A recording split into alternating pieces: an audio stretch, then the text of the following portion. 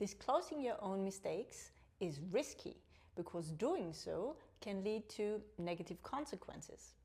On an organizational level, there may be material losses, financial penalties, or even dismissal.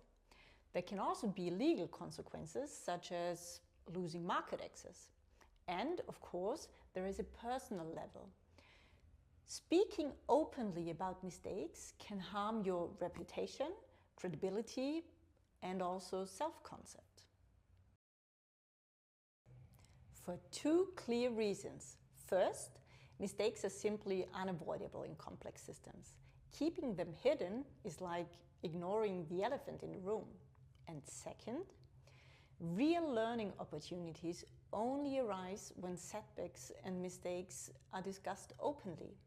Psychological research actually shows that organizations which view mistakes as signals instead of personal shortcomings detect weak spots earlier and prevent serious incidents.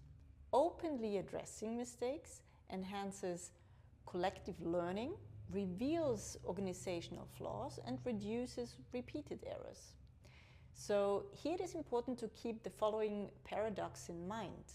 Suppressing error talk feels safer short-term, but it increases long-term risks.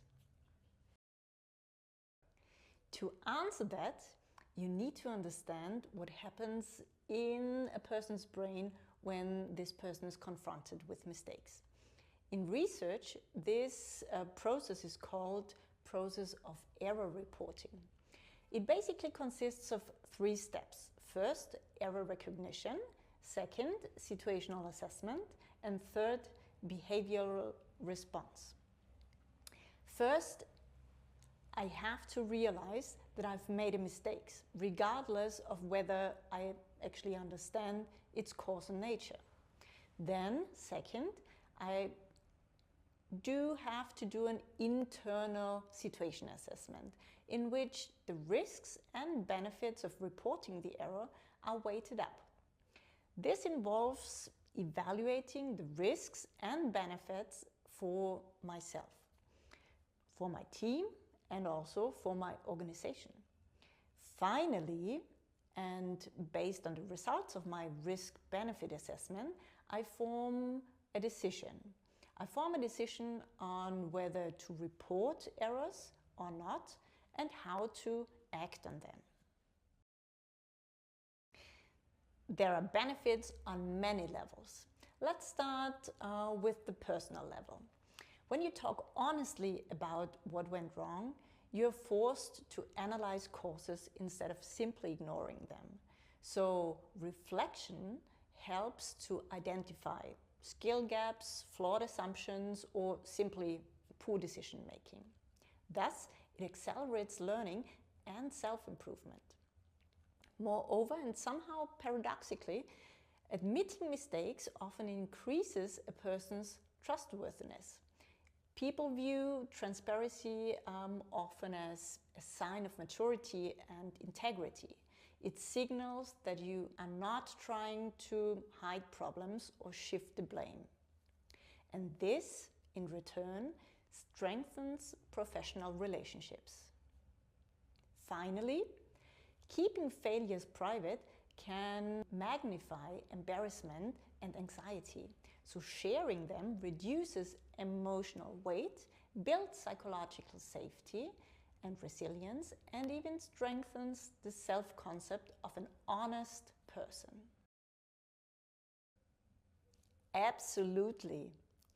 In teams, for instance, being open about mistakes leads to more trust, clearer role expectations, and simply to better collaboration, which again lowers, of course, future error rates.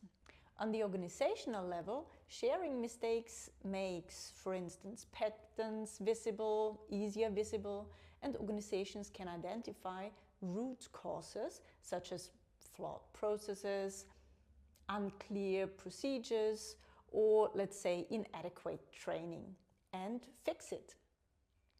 By doing so, you turn isolated mistakes into, let's say, data for continuous improvement and therefore reduce the likelihood of repeated incidents. And perhaps, most importantly, openly reporting errors signals that the organization values learning over blame. Employees are more likely to speak up early about small issues before they escalate, which improves collaboration, morale, and overall, of course, performance. A key component is simply transparency. Transparency in everyday work, and this is exactly where time tracking can help. It makes workflows visible, highlights recurring patterns, and helps to identify bottlenecks or sources of error early on. This allows teams to reflect and make improvements before small problems become really big ones.